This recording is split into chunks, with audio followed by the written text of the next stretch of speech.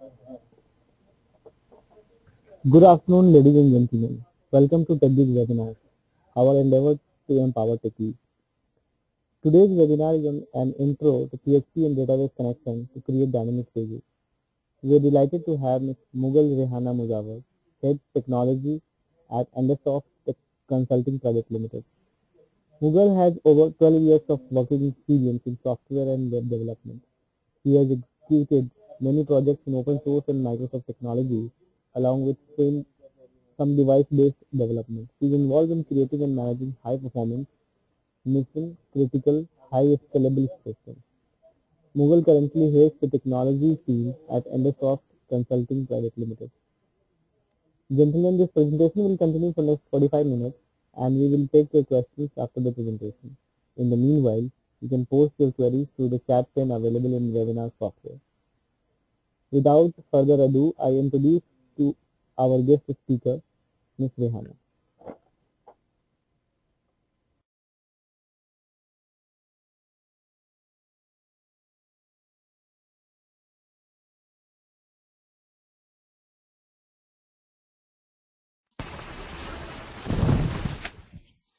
Hi friends, welcome to a webinar on PHP and database connections for creating dynamic pages. This is Mughal, your speaker for today's session. Agenda for today's session is, we'll have a small PHP intro and a system requirement to do a PHP and database connection.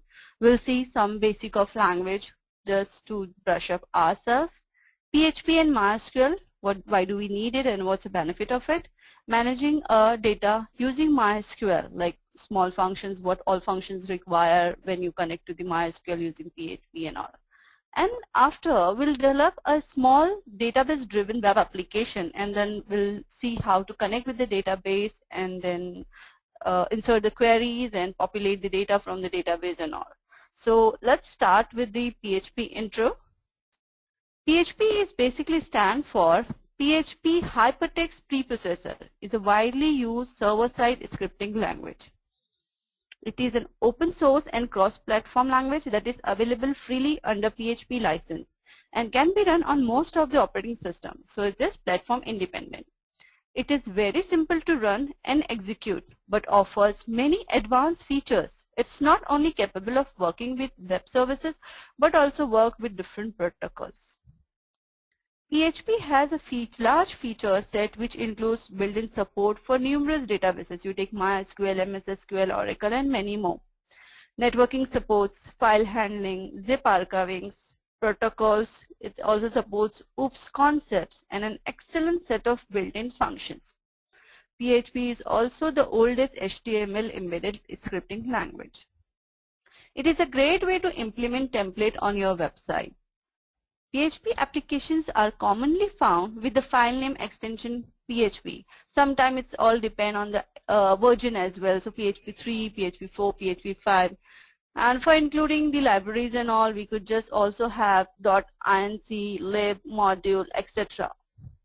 Much of the PHP syntax is borrowed from C, Java, and Perl. So if you have any kind of knowledge of the other languages, so you can just directly start with the PHP. Now we'll just see some basic things what we need before we start with the development. We need a web server with the support of PHP and MySql. You can have any hosting company which provides you the PHP enabled supports, or if you're working locally for your development, so you can install WAMP. It's easily available on the net. That is a package for Windows which will allow you to install Apache Web Server, MySQL, and PHP. It is just an exe. You execute it, your environment would be ready to work with PHP and MySQL. If you are having a Linux-based environment, you can also use LAMP, which is also available freely on the site to have your development environment. You also need an editor, any text editor. You can have Notepad, WordPad, or any whichever editor you have. But if you really want to have a fun writing the script, you can also use PHP based editors which will allow you or which will help you to write the code and list out the functions and have a correct syntax while writing your code. PHP also, it's also essential if you have a basic knowledge of HTML and JavaScript, because at the end of the day, the HTML, a web page is a set of HTML tags. So if that is any kind of basic knowledge if you have, it's essential to start with the PHP coding. We'll just have some basic terms which we will be using throughout our session. So what all terms are there, and if you are newer to the language, so of course it will give you a little brush of what all these terms are. If you have already have any programming language knowledge, so it will be very easy for you to know by name itself. The most of the thing, like before we start with the PHP coding, we need to define a tag. As the name says, tag, like other HTML tags, it's contained within less than and greater than sign. So I'll show you tags. The first is a short tag, less than sign, question mark. Then you can have your PHP code and question mark and greater than sign. This is the short tag. But the standard tag is less than sign, question mark, and PHP, which then like this is a PHP code. Always short tag doesn't work because you need to have short tag open in your PHP INI file, but the standard tag is with the PHP keyword. You can also use a script tag, and as you use for JavaScript, and you just mention out their language is PHP. So it will help you out to execute the PHP code. We can also have comments. Comments is basically just the annotation to your program or your code. You have two front slash, that is commenting a line, and slash asterisk and asterisk slash. This is to create a comment block where you can give the description of your code, your variables, or whatever basic concept of code what you are using, and the date and who is been changing the code or creating the code. Next we have variable, which is required whenever you write any program in any language. Variables are basically used to store the values like a string, numeric, boolean, float, etc. In PHP, variable starts with sign, the $sign. Variable name must start with letter or underscore. It can contain the alphanumeric value, which doesn't allow you to use the special character except underscore. Then we have operators. Operators are basically to execute your program while using some arithmetic calculation, assigning the value, some comparison like is greater than, less than, the other operators we use in mathematics, and some logical operators when we use the conditional statement or the looping statements. Now some of the basic terms we will be using: the conditional and the looping statement, if, else, if, just defining some kind of condition and executing the block of code again. We'll use a loop like while, do. I won't go in details for each and everything, as you can get the syntax easily if you don't have any basic knowledge of PHP. Apart from the conditional and looping statement, you are having array. It's a block of variables. Instead of defining a different variable for each and everything, we can have, you can just create one variable called array and define the elements name out there and assign the values. It's also start with the $sign. We'll see how to use in a small demo session. The function is a block of code which is written once and can be used multiple times.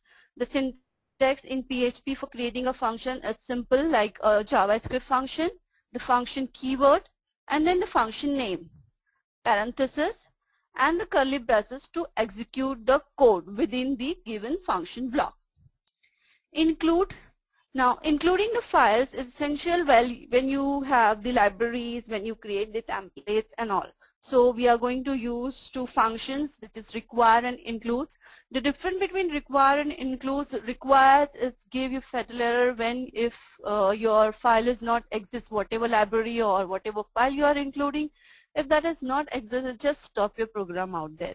Includes just give you the warning and it's continue executing the program. So this is the basic all thumbs what we will be using throughout our session when we create a demo application. Now we'll have something about a MySQL because we are going to connect with the database MySQL. MySQL is a very popular relational database management system. It is RDBMS is what you call. That is commonly used in any PHP based web application. You can use any other databases as well like MS SQL, Oracle and Access, etc. But the default embedded always use the MySQL. It uses a language called SQL. This is structure query language which has two sections. I'll just come to it. To add, access, process on your data within the database. PHP language has built-in APIs for accessing MySQL server and all the other details of the MySQL like database, tables, and firing a query on it and all. So what all these APIs are providing? These APIs are providing many functions to help you to work with DDL language and DML language. The DDL language is, the name says, data definition language, which will allow you to create tables, database, constraint, views, procedure, function, triggers and all. This is, the definition means the creating the structure of a database. So whatever you want to do with the structure, you have DDL language, definition language, you can alter the structure, you can drop the structure, you can recreate it, you can do anything with the structure by using a data definition language. Then you have data manipulation language. This data manipulation language is based on playing with the data itself. So the data, you're going to add the data into your structure. You can modify it, you can delete it, you can reuse it anywhere, wherever you want. So it's contains few syntax or few terms like insert, update, delete, and you have many others which we will not be using out here, or I'll not be giving you the details of it. When you go for actual SQL language tutorial, you will understand each and everything with the basic of it. Now, as PHP provides the built-in APIs for MySQL, we'll see what all functions it supports, or the few of them are here which we will be using throughout our system. To connect to the server, we are having function called MySQL_connect. This is to connect to your database server. Then after database server, you could have many databases within one server. So to select the database, you have MySQL select_db. I'll come to the syntax later on when we will use the demo session, or which we create the demo application in our session. The next is MySQL query. This is to execute any DML statement, data manipulation statement, whether you want to add a data, you want to delete, modify, you start your transaction, comment, roll back, that's everything. MySQL real-escape string, it's escape string function basically help you to prevent your data from the SQL injections. Suppose you have forms and you're allowing your end user to enter the details, and they can enter anything. If the hackers are there, they can even pass the SQL injections. So to save your data, instead of directly saving into the database, you can use this function to prevent your data. MySQL fetch, it has other functions with MySQL fetch object, MySQL fetch array, MySQL fetch row, etc. So this is basically a form of retrieving data from your tables or your result sets. So we'll see how to use that.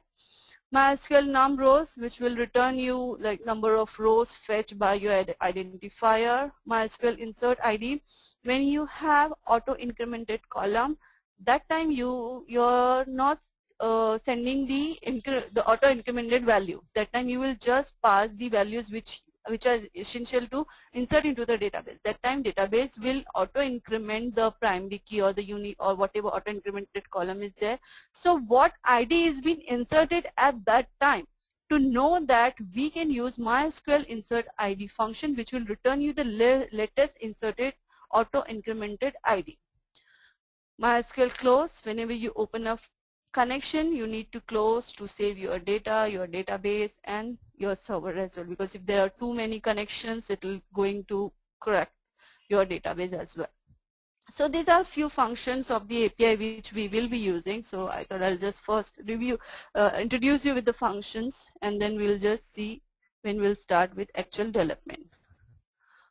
This is one kind of template I'm ready with. This is a HTML template. So we'll see how we can just jump from HTML to PHP, PHP to HTML and all. And then we'll have the whole session with the database connection with PHP.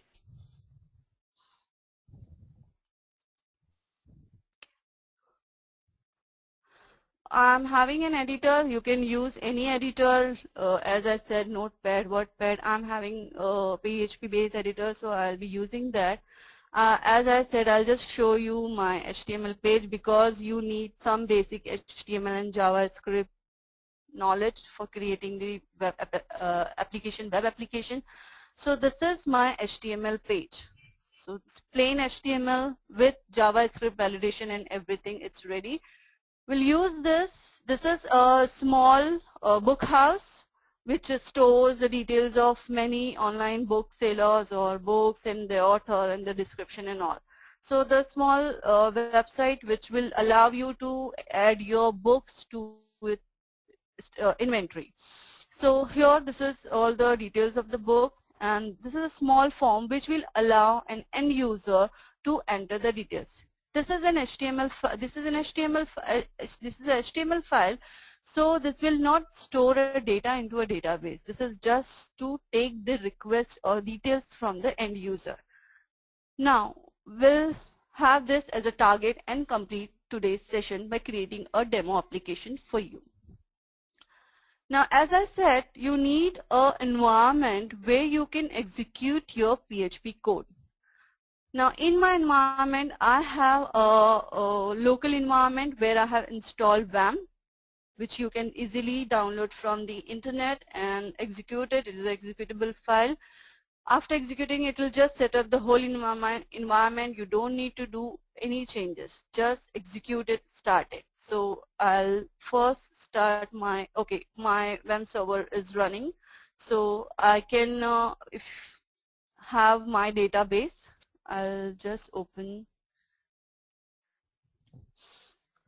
because when you set up your local environment, it will be a local host. So you can, because I'm using WAM environment, it is allowing me to connect with my database using PHP MyAdmin web interface. You can easily do it, connect your database using the command prompt as well. You can just go to command prompt, type cmd, run, and then you can connect to the database. But this is a GUI. It's very easy to create database out here.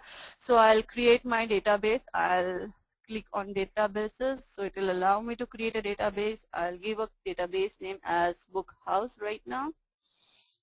Okay. Now it has created a database called book house. This is just a plain database. First I need to create a table. So I'll just show you the application. What do we need? Here we are storing the details about my book. Those are the title of the book, the author name, and the description. So currently we need 3 fields, right? Now I can go to my database and I'll say create a table. Creating a table, now we need 3 columns to store the data.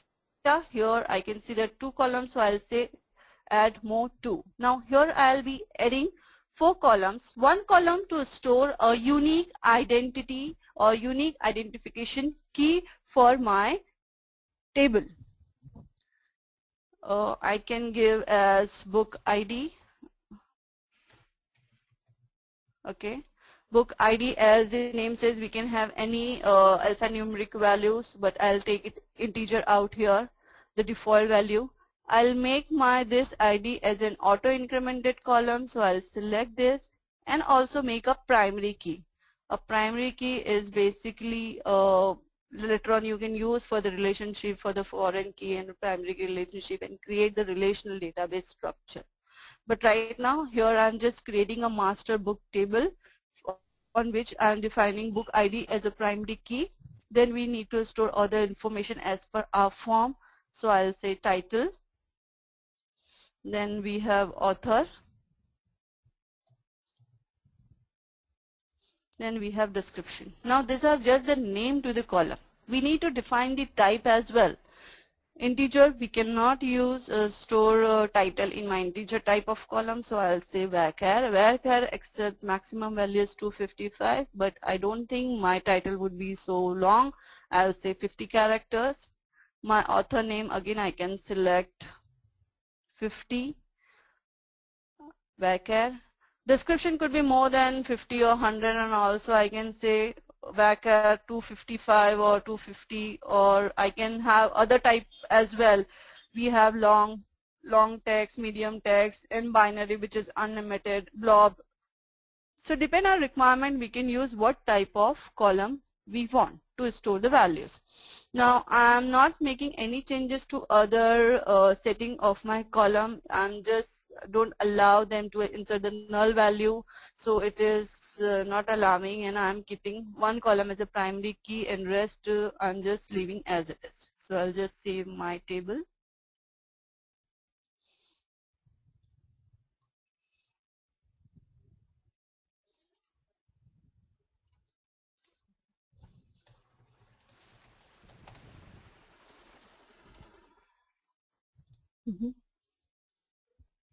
Okay, I need to provide a table name, of course.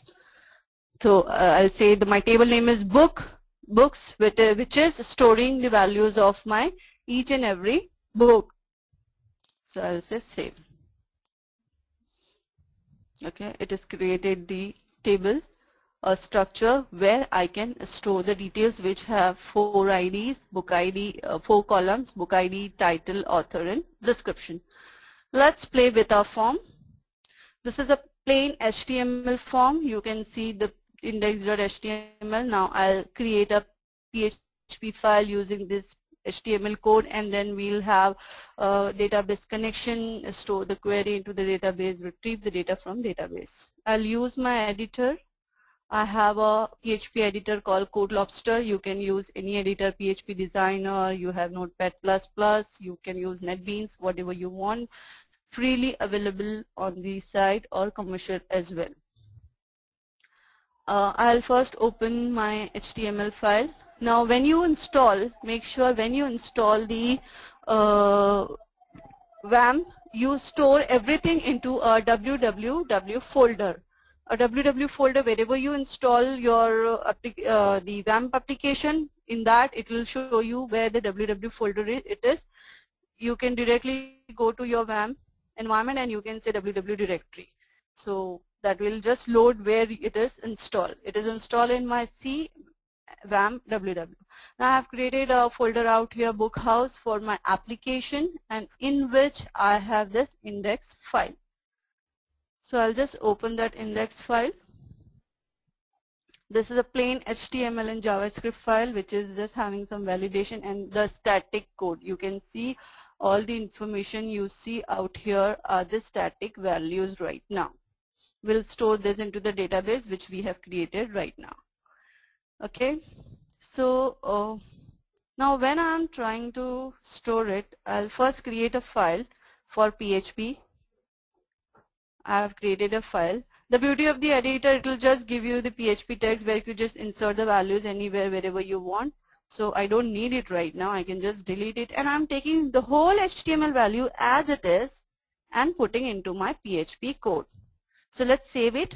So I'm saving my file as index.php. I'm not making a single change in my HTML code right now, and my PHP page will work as it is. So local host, and I have bookhouse and index.php.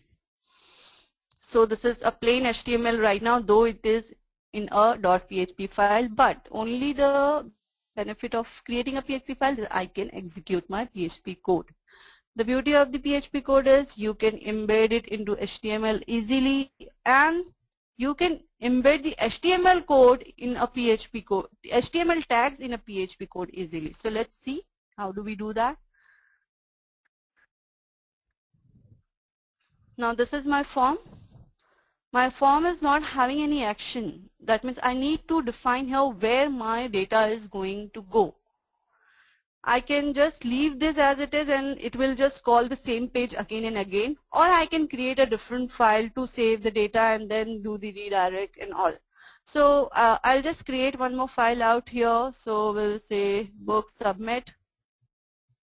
This is the file which I'm going to post the data. So I'll say file submit, and then I have to create the file submit, book submit file. So this is my PHP tag. I'll save this file as book submit.php. Okay. As we have gone through some basic overview things of PHP, like PHP tag, we are using a standard tag out here. We will be including and we will be using other functions and variables and all. Now when you use a form in which you define the method, you have post method and get method. Now whenever you post a data to any PHP page, you get all the values of that form by the variable array of PHP. So here I have defined the method as post. So PHP has its inbuilt array which takes the value into it, that is $_post. This is the beauty of the editors, which will help you to define the functions or list out all the functions and syntax. Now this is PHP based array. When you post any form, when you submit any form using a post method, sorry, all the values get stored into this array. And if you are using get method, it's simple $_get. This two method you can use when you're posting your form. You need to define the method out there and you can retrieve the value by this arrays. Suppose if you don't know what method has been used when your page has been called, that time you have one more method called request, array called request. You can easily access whatever is being passed using get method or post method using $_request array. Now here, because we know we are using the post method, so let's use the post method. PHP has one function called print, which is, the name says, printing the details where on the screen. So here we'll be using a print, and it has one more function called print_array. Print_r. This is basically used to print the structure of your array and object. So it will just give you the whole structure of your array, what all elements are there, what all sub elements are there, 2 dimension, 1 dimension, and their values. So this is because $_post is an array. So I'll put it into my print_r function. Now each statement in PHP terminates with semicolon. So you make sure you finish your statement by using the semicolon, otherwise you will get an error. Now I'll just run it just to show how it prints. Okay, so here this is my PHP page, this is my environment, the WAMP environment, and this is a form which will allow me to send my book's detail or end user a book detail. So if I say submit, because I have already validated this form, it is not allowing me to post the blank values. So let's say take this books only. I'll say flywheel, and my title is this, the author of form is this, and the description of my book. Okay, now it is validated, the form is validated using jQuery. Now I'll say submit. We have defined the name of the where to post the data, the file name, and the method as well, and I'll say submit. Now you can see my all data has been posted to this page. Now the page name is booksubmit.php and it is printing the whatever information is being passed from that to this file. It is very clumsy right now, so we can use a print pre-tag which will create or which will just print the structure in a proper manner.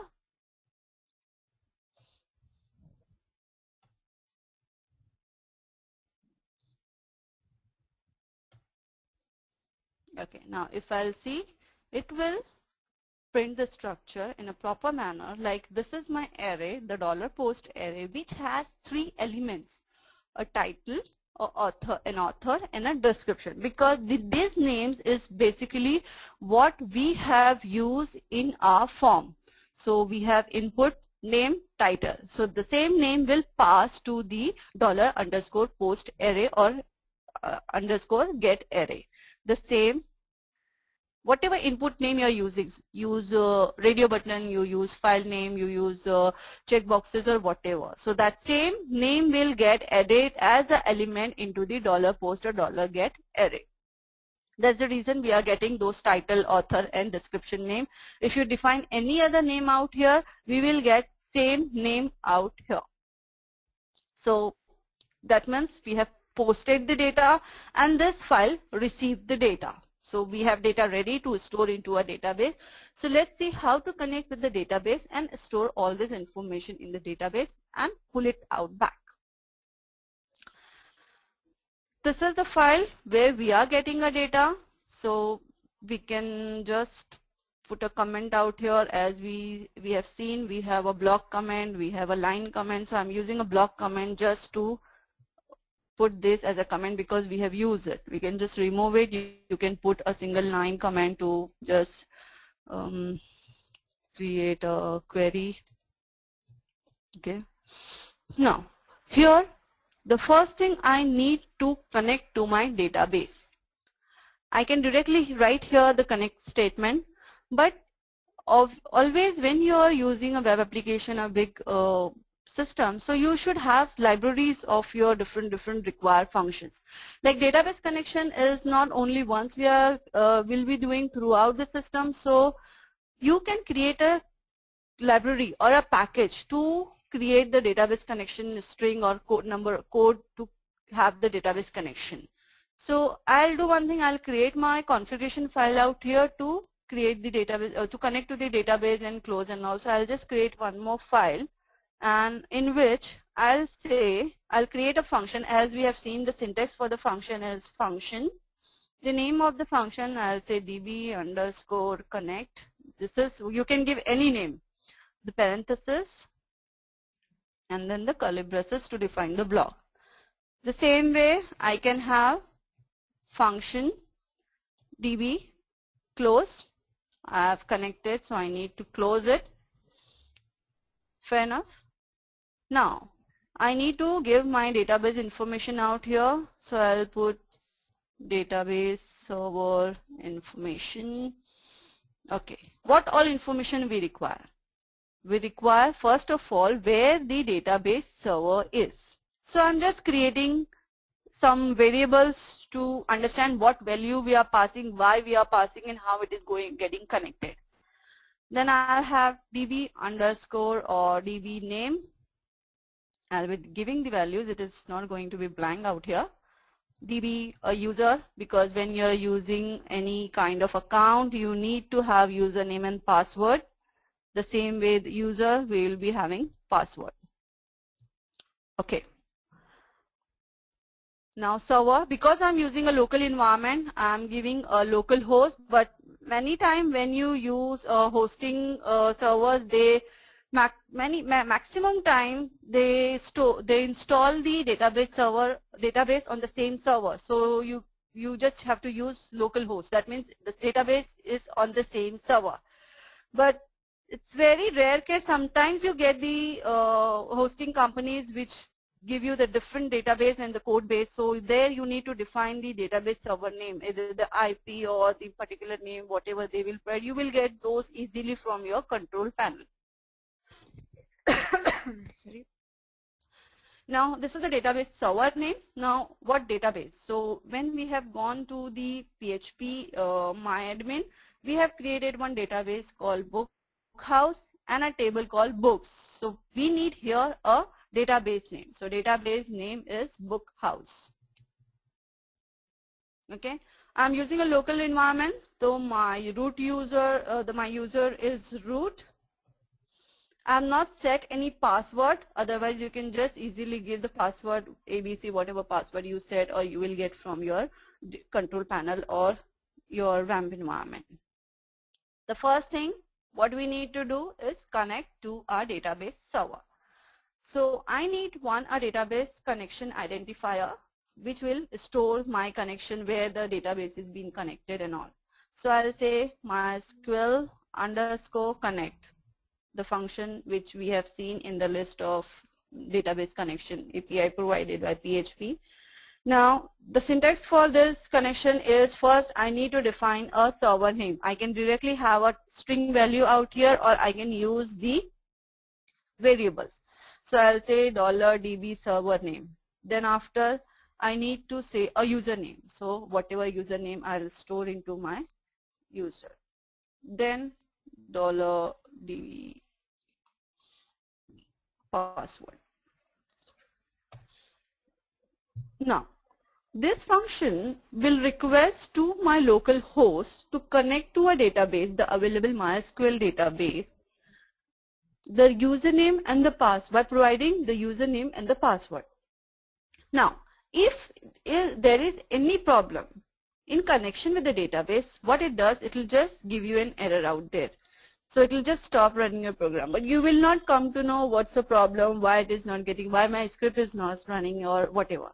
So you can have here, if it is connected, because this is the function, if MySQL database connected, then just move ahead, otherwise die. That means stop my program and print what is the problem. So could not connect to the database,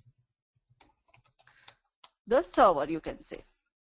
Okay, we need to understand why it is not connecting. So you have one more function called MySQL error. So it will help you out to understand why you are not connecting. Password is wrong, database name is, server name is wrong, or password is wrong, or whatever. So this will just print you the normal MySQL error, what is the problem. Now once I have connected with my database server, then I have to connect to my database. So I'll say MySQL select database. You can define the database whenever you are firing a query, or you can do initial database setup. That's whenever I fire a query to point to this database only. So either you can have MySQL DB out here to be defined, or while calling the MySQL _ query function, you can give your database name out there as well. So I'll say my database name is, I have already defined my database name into the variable called DB name, and the identifier, that means where to find the database, so the connection which I have just connected to the server. So in this connection, please connect to this database.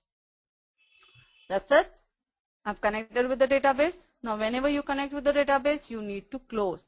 This is, we are just creating the structure. This not yet been connected, because when we call this function, that time it is going to connect with the database. So to close it, we have MySQL _ close. The identifier is optional here. So whatever connection you have open, you can close it, or it will open the most recent open. It will close the most recent open connection. So you can just, either you can have this connection identifier as a global value out of all the function, and then you can use same to close it. So it will just take the identifier, otherwise it will close the most recent connection. Now let me save my file. So I'll say dbconf. That is, I can give inc php library module, the extension what I can use in PHP. So I'm just using, because I'm going to include this file, so I'll say I'm just giving the extension as inc. So dbconf, this is a db configuration And see, you can also store these values into your setting file, so you can create your setting file differently or separately and then include that file here and then execute. Now this is what we have created, the connection script. In our book submit, we got the values, the posted value. Now what we need to do, we need to connect to the database. So we have just created a configuration file or the library to connect with the database. So I'm going to include, first we need to call that library in our PHP code. So we have the function include require. Here I'll use require because if I'm not going to get connect with the database, I don't want to just execute my program and I want to get the error. So the require is a function name. What do you require? A file. Which file? Then you have to provide the file name. Should be same whatever you have created. Now this is require dbconf file, which has the connections for the database and close and other parameters. You can create the classes as well by using the OOPS concept, a database class, and having all their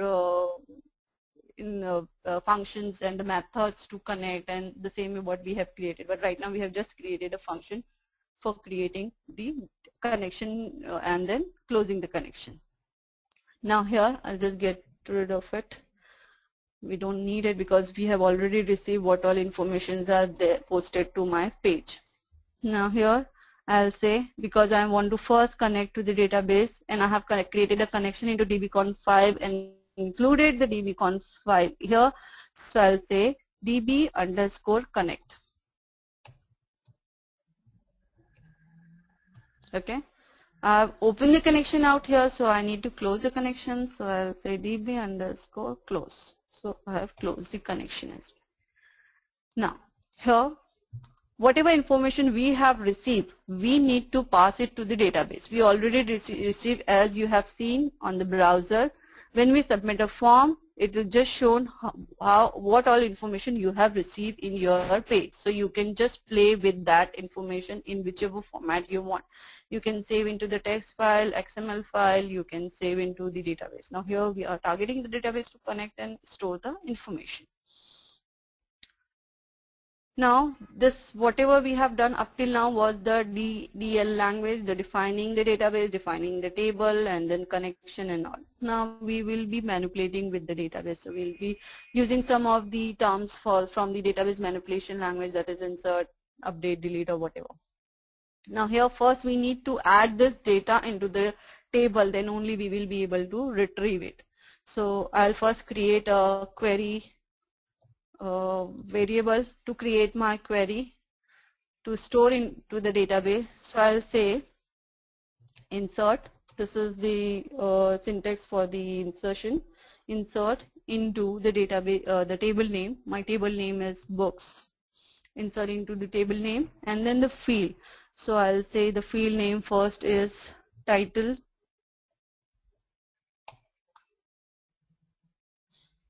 okay. Then the next field is author. You can give in any order.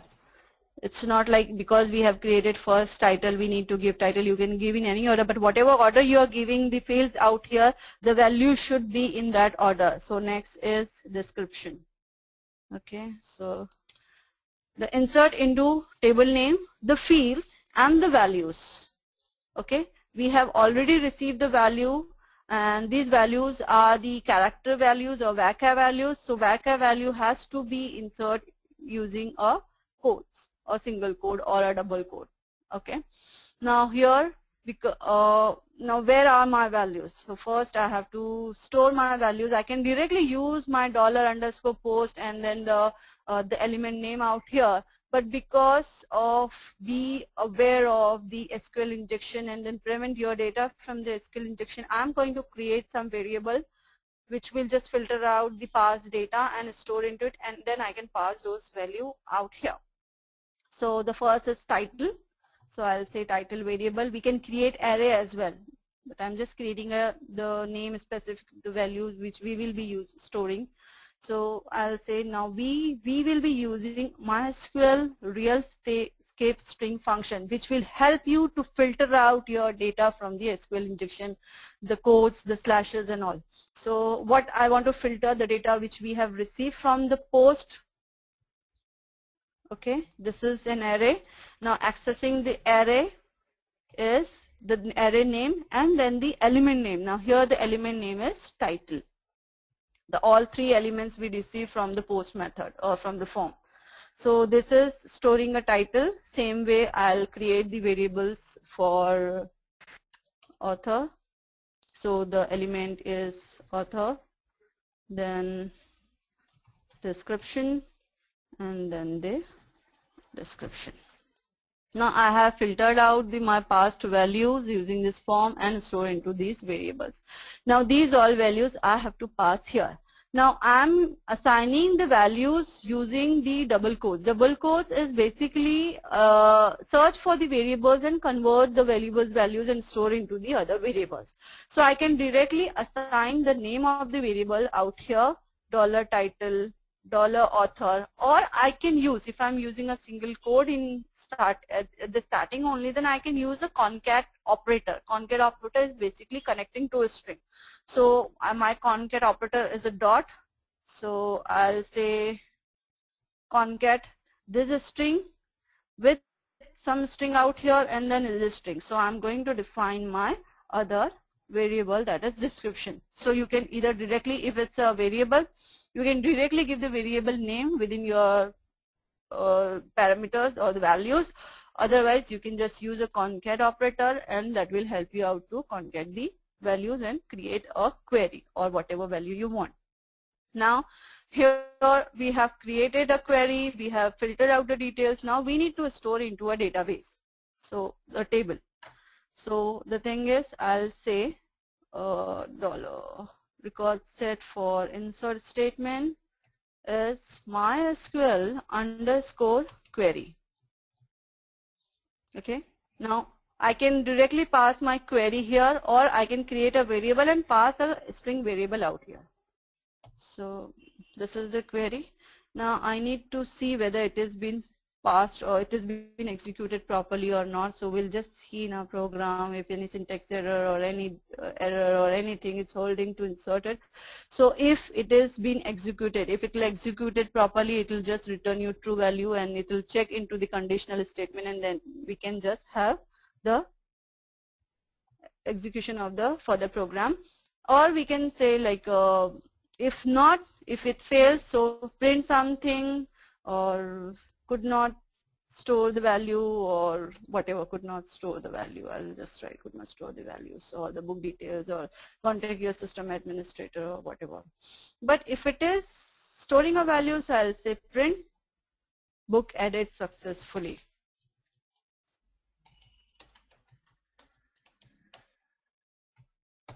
Okay, each and every statement has to be terminated with semicolon in PHP. Okay, now what we did, connected with the database, filter out our database, created a query, passing a query to a database which will execute, insert the value, and we will get whether it will get inserted or not, and then close it. So let's see, post is ready. This is what we have posted. So I'll just refresh the form to get the same value and execute the rest of the code. So let's see, I'll say resend book added successfully. So that means what it did is connected with the database, filtered out, insert a query into the database and printed. Now what it is doing, it is printing. Now instead of printing, I want to go back to my home page, or so we can use one more function, PHP function. It's the header function that is basically used to redirect your page. So I'll say location, and I want to redirect it to index.php. Whenever I submit anything, it will redirect me to index.php. Let's see whether it has been stored into the table or not. So we'll just go to our database and then I'll just say browse my table. Okay, I'll say browse my table. Here you can see the book ID 1, flywheel, Alex is the author, and very whatever blah blah blah description it has been entered. That means I have successfully connected with the database, inserted the details into the table. Now we'll see to retrieve. Now that is stored. Now we need to retrieve it. Now here in my form, in my page, the index page, I'll just go back to my page. Okay. Now there's all information inserted into the database, but this is static values up till now, because I have just created a block of HTML tag and given the default values out here. So now what we'll do, we'll populate those values from the database. Now as we have created a connection which we can use anywhere and then which we use out here, we can use the same connection in this file as well. So I can just say the PHP tag, the standard tag I'm using here.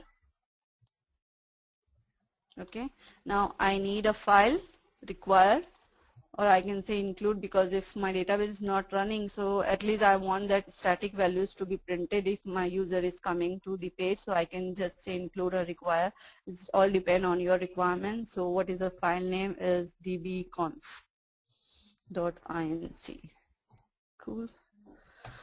Now connect to the database again. You can connect it anywhere, wherever you want, beginning of the file or in between, and then close it. I'll just close at the end of the file right now, so it will be easier you to understand. So db close started at the beginning and close at the end. Okay. Now this is form which we posted a data, but this is the thing what we want to populate from the database. So the beauty is I can add the code anywhere in between the HTML. So I'll say here I want to add my PHP code. So I'll say PHP code to be added here. Now what do we need? First, database we have connected. Now we need to create a query to populate the data. So for which we will have the query for the select statement. Okay, so I'll say select. What do we want to select? We can just say select asterisk. Asterisk is selecting all the values from the table, but that is not a recommendable thing, because if I have 20 or 30 columns and I want to just use 2, it's unnecessary. I'm populating all into my database from the database. So I'll just say I want title. I need author. The column name has to be same what you have used into the database or the table, into the table. And then the next is description. Now these all columns I need from the table name. My table name is books. Okay, we have many more things with the SQL DML language, like order by, where clause, having and group by and all. That is all related with the database. So that is, I'm not going in depth of the details of the database. I'm just creating a query to populate the data from the database. So it will say title, author, description. From the table, I need the whatever is being added to last. I want to use a LIFO method, so that will, whatever is being added recently will get populated, come top of everything. So I'll say order by book ID. Okay, by default book ID is ascending. I want descending. That means whatever is be LIFO, so whatever is being inserted last to come first. So this is my query. The same way I have inserted a query, I need to execute this query. So before that you can have start trans and then you execute a query and commit. Basically you use it when you are updating and you want to block the values and all. So but here I'll directly use a record set for the select statement, and I'll say MySQL _ query. Here I'll pass the query. My query is query and select. The select query. Here you can give identifier if you are selecting with more than one database, but here I'm connecting to only one database, so I don't need to define the identifier out here for the database name. Now this has executed the query, but I need to know whether after executing, how do I get the values. So if that is being executed, okay, so now what to do? If that has been executed, then get the values, get the rows.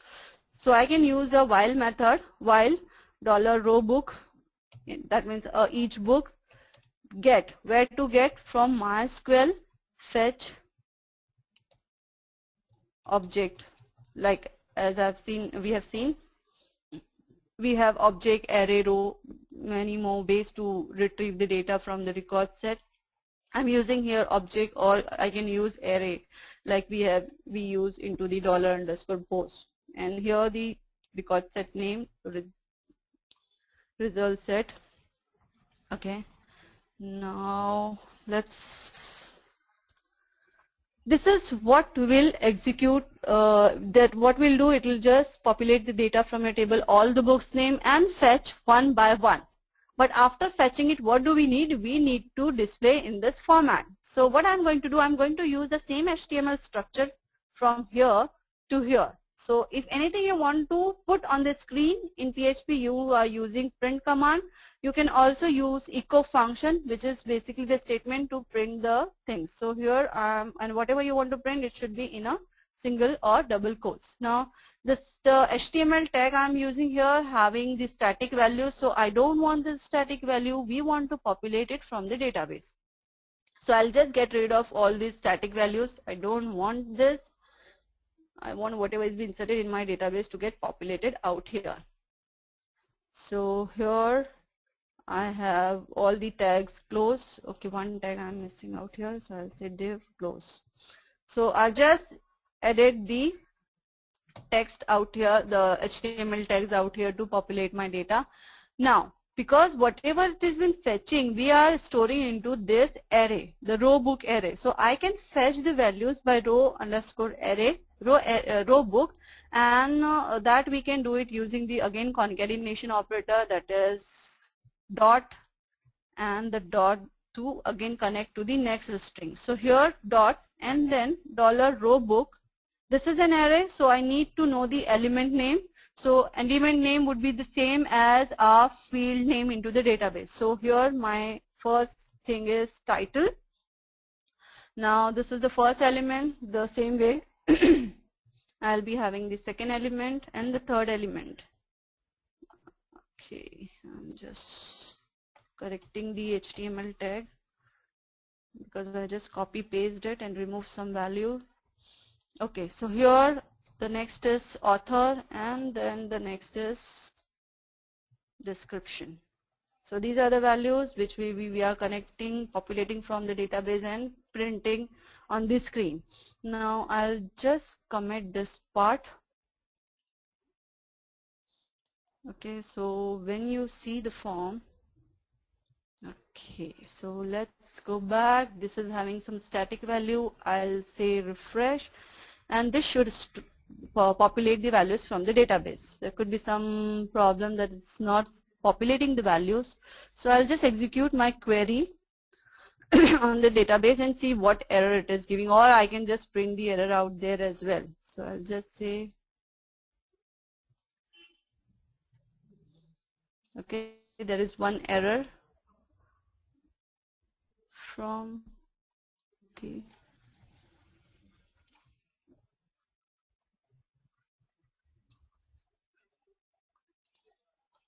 I say title, okay, here is one wrong quote. Fair enough. Now it is executed. Now let me correct my, okay, here I have used the wrong quote. Okay, let's go back to my page and refresh it.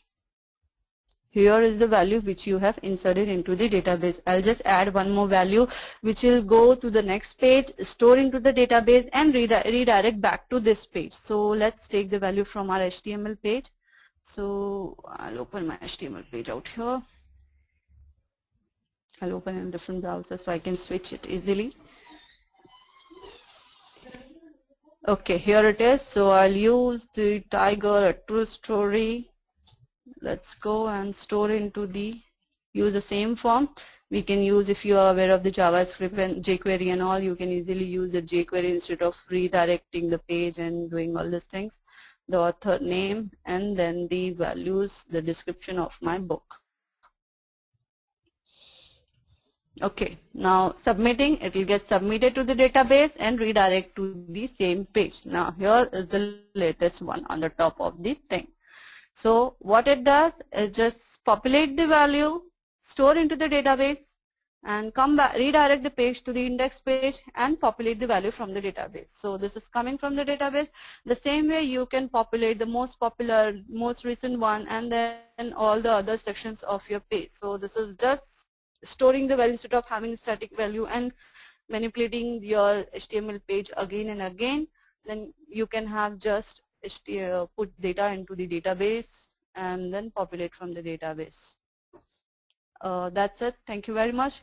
Any questions if you have? Yeah, the questions are already shared with you. Yeah, I'll just have it. Okay. I have a couple of questions. So, okay. What is the main difference between PHP 4 and PHP 5? PHP 5 has been added with many of the features, but mostly with the OOPs concept. That means you can have your PHP page implementing the whole OOPs concept of encapsulation, inheritance, polymorphism, and rest all. It doesn't support the multiple inheritance, but you have interfaces which is actually come out of the drawback of multiple, which is doesn't support by PHP, but interface allows you to create a classes by multiple inheritance, so that is overcome. So that is the main difference with the PHP. Many other differences are there. What is the security hole in the PHP? It's very secure language. You can have your codes, your connection. That is all basically a programmers to create a secure page. The language doesn't give you any security. It just allow you. It create the function, and you need to use all. You need to implement all those things in your PHP code. So that is, it's very secure language. It has many security things, like it doesn't allow you to connect to the database, and then you can give the permissions and many other things. The next questions we have is how to prevent the SQL injection. We have already prevented in our demo. We have used MySQL real skip string function, which what it does, what the hacker does. In your text boxes, they just put the code, the single quote or double quote to terminate your query, and then they pass the another query which can be used to delete the values, populate your databases and all. So if any person is putting SQL injection in your queries, you can just use the @ slashes or this same MySQL real skip string function. What it does, it just put a slash, the forward, the backslash to stop your query to be stop out there. So it take as a string. So this will take care of having the SQL injection in your database. So whatever has been passed, that with the query itself, it is going to store into the database. So that's the way you can store into the, you can prevent your site from the SQL injection. So you can safely store your data into the database, or you can use MD5 and all for storing your passwords and all. Now the second question is, what is different between connect and p-connect in MySQL? Okay. As we have seen, MySQL connection, that is a connection function. A p-connection stands for persistent connection. That means you are not closing your connection. You are keeping it open. So persistent connection looks for if any connection is already open. So it will just use that connection to execute your queries. So that is the difference between connection and persistent connection. When you say MySQL connect, at the end of the page or your whole query, if you won't call the MySQL close function, it will automatically get closed. But if you use the persistent connection, it will not get closed automatically. The next question is, what is the difference between MySQL fetch object and MySQL fetch array? As the name says, array and object. Array is basically the variable which is storing values with the name of elements or the element ID. Object is basically the structure holding the values into this, basically holding a value into the objective format. Now we can access the values when we say array. When we are using an array, we need to access the value by defining the box bracket and single quote, and then define the element name, like either the 0, 1, 2, 3 element ID, or by giving the name, like as we have used in our demo, that is title, author, and then description and all. So that is the way to retrieve the data when you say array. When you say object, object is always a pointer to a particular structure. So now when you say object instead of array, now I'll just show you quickly out here by using the object. So I'll say object, and here you use a pointer. So instead of a bracket or a box bracket and all, you use a pointer, the arrow.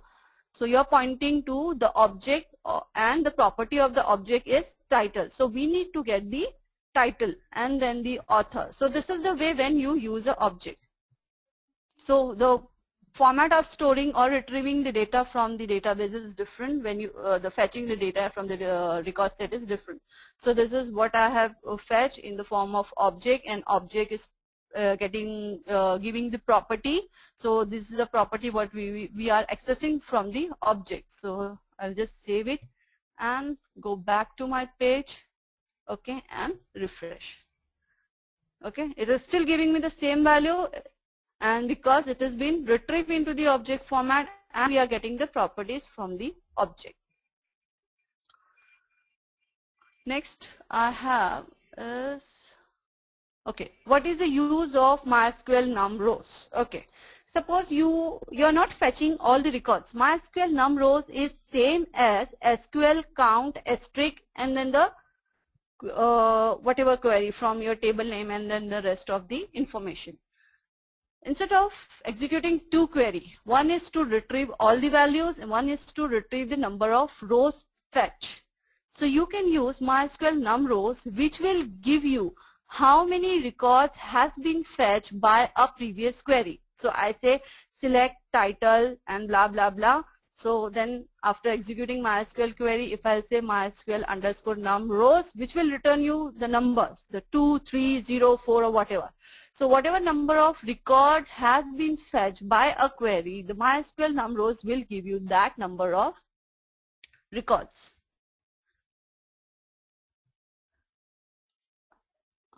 That is MySQL num rows. Now one is, what is a storage engine in database? We have different storage engine into the database in MySQL. We have MyISM, we have InnoDB, archiving, and the benefit of each database is different. So if you say InnoDB or MyISM, InnoDB allow you to have a foreign key relationship itself in the database. But if you are using a MyISM, you can just write the primary key and then you can query it using the joins and all. So that is all in which format and in which pattern you want to store your database. What is the use of print underscore R? We have just seen what is the use of print underscore R function. It is basically printing the structure, a structure of an array or an object. So like we have just posted a form and then we have print underscore R under post. So it will just give you how many elements are there in an array and the values of each element. If you have two-dimension array, it will give you the first element and then the second element, sorry, and then all the details of an array. So that is what print underscore R does. The next question is, what happens if we do not close the database connection? As I said before, if you won't close this explicitly at the end of this program, it will get closed automatically. This is the feature of PHP. Now, could you please, the next question is, could you please tell me how to validate using jQuery? Please show as a sample. I have just shown it to you, the form which I have used here it is validated using jQuery. How to do it? For that, I think we have to have a jQuery session to just explain you how to do that. So my form is actually validated using the jQuery. You have a jQuery library and jQuery valid library, so you just include those library in your page, and that will give you a class as required. So you can say my class required, that means it will check whether when you're submitting a data whether the values are there or not. So if it is there, then it will just show you the values, otherwise it will give you an error. So that what I have used here. But how to do it, demo, you have to attend the demo, the webinar for the jQuery and the validation and all itself. I think, okay, here one more question. That is why we use concatenation operator inside the div tag element. We can use concatenation operator anywhere. It's not inside the div or inside the div tag or anywhere. The concatenation operator is basically to join two string. Now, when I use in my div, the div itself is a string for a PHP page. I'm using that div string and adding my values whatever I have fetched from the database. That was the reason to add, because I have used a single code, or I had an array, so I could not directly use my array name out there. So it will just print as it is. So div $11 that will get printed on the screen. So I want to convert my variable, or I want to retrieve the value. What is a variable? Variable is a pointer where the value is being stored into the memory. So I want to retrieve the value. So that pointer I am using it to call the pointer and to join with the previous string. I need to use concatenation operator. That's the reason we have used concatenation operator with the div. I think we are complete with all our question. One more question. Why is set function? Set function is basically used to check if I execute a function, and if the function is not exist, my program will not run. It will give me error out there. So it's basically handling your page more professionally. So before checking whether my variable is there or my data is there or my function is there or not, so I'll say is set. So suppose I'm using one variable and that variable is not exist, so my PHP page will give you that P variable not found and all. So instead of just executing the system, I'll first, before using my variable, I'll make sure my variables exist. So I'll say is set. Is set, if it is exist, it will return you true or false value. If it is true, like using a conditional statement, if it is true, then execute, else just do what rest of the things you want. So that's the reason we use is set function. I think we are through with all the questions. Couple of questions are still left. Can you please check in the questions window?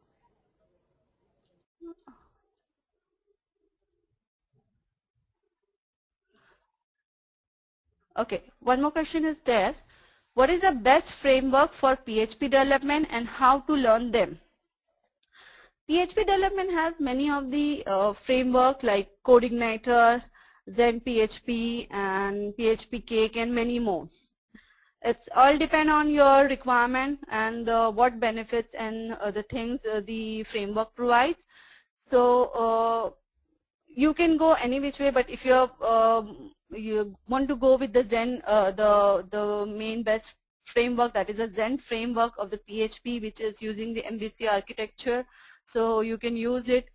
To learn it, it's you get most of the documentation with each and every framework, so you can use those documents, or you have tutorials available on the net, you have experts available on the net, so they can help you out. But you can either ask somebody, if you will not be able to learn it from the tutorial on your own, so you need to take the help of your seniors or the guy who are working on PHP. So you can get you'll come to know, and or you can just use a tutorial and create the demo websites or demo system by using the framework, using documentation and tutorial. All the tutorials are so helpful that you can easily easily set up the system. We have a couple of more questions out here.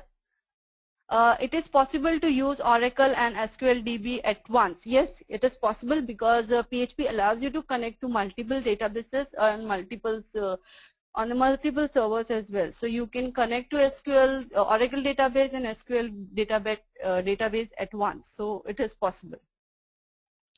Now, how to relate different tables? That is all depend on the database which you are selecting. If it is allowing you to, if it is a relational database, so there you have a primary key and foreign key relationship.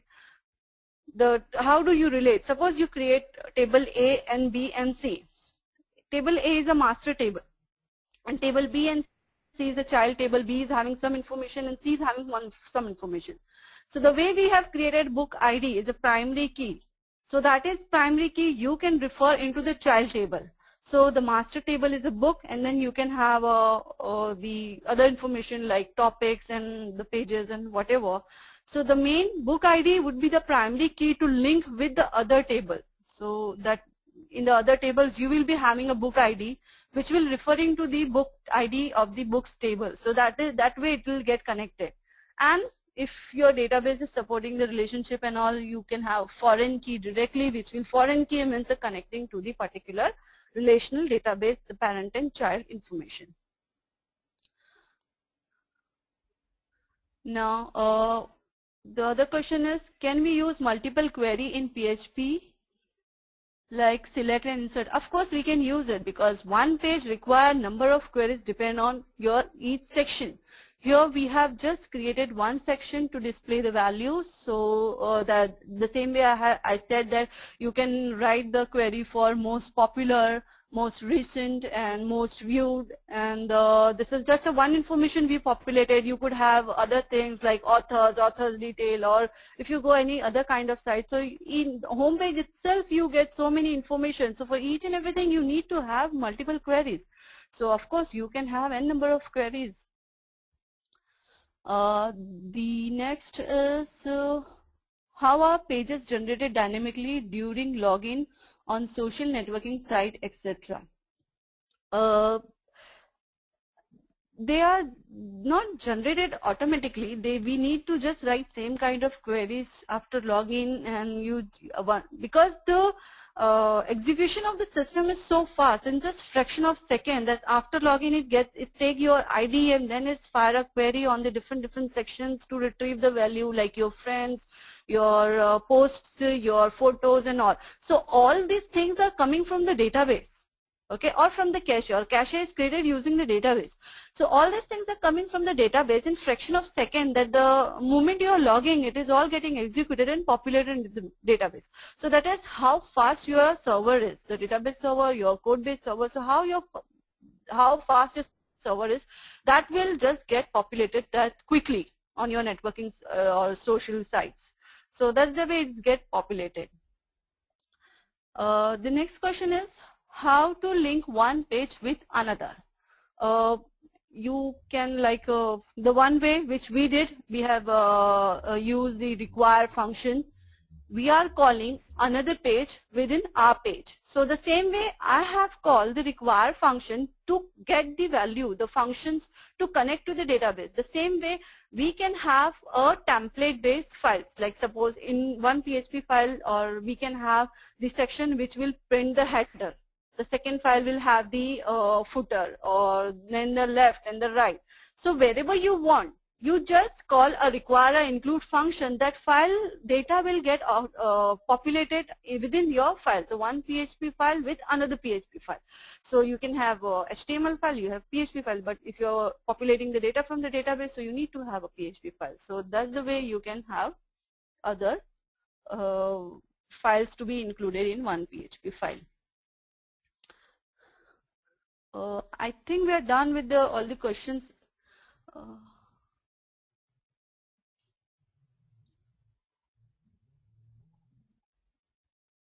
Okay, we'll take one last question that I've shared with you. Yeah, please. Yeah, please.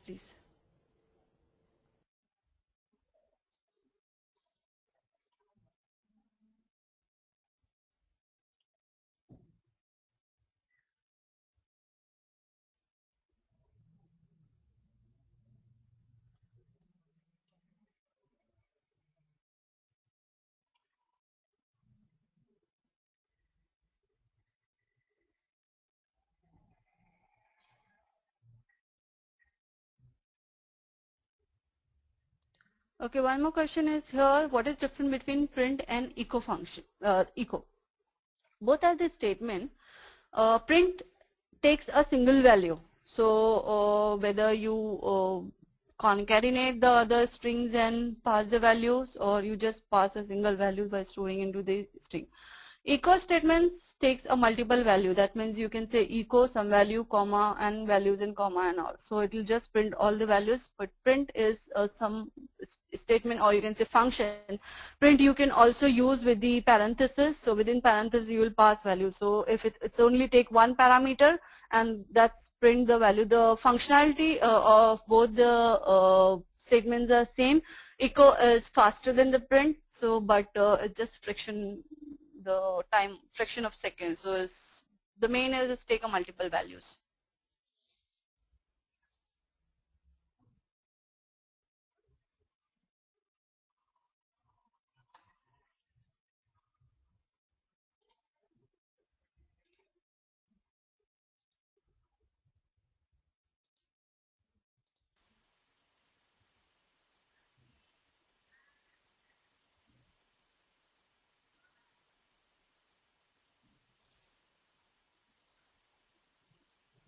Are we waiting for any questions?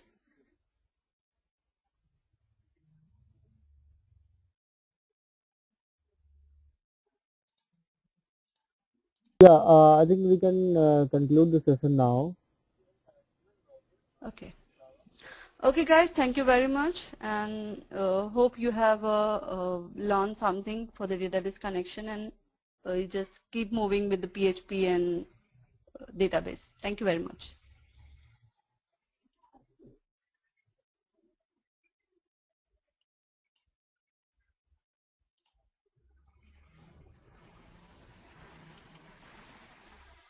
Thanks Mughal for your informative session on PHP and database connection to create dynamic pages. It was indeed an enlightening session. I would also like to thank our participants for their support in making this webinar a big success. The recording of this webinar will be made available on techgig.com by Monday. The next session in webinar series is happening on Monday 27th Feb at 3 p.m. The topic is how does business analysis optimize technology innovation. We'll be having Mr. G. Ramasubramanian, Head Business Analysis, COE at Pfizer India, as our guest speaker. So see you all on Monday 3 p.m.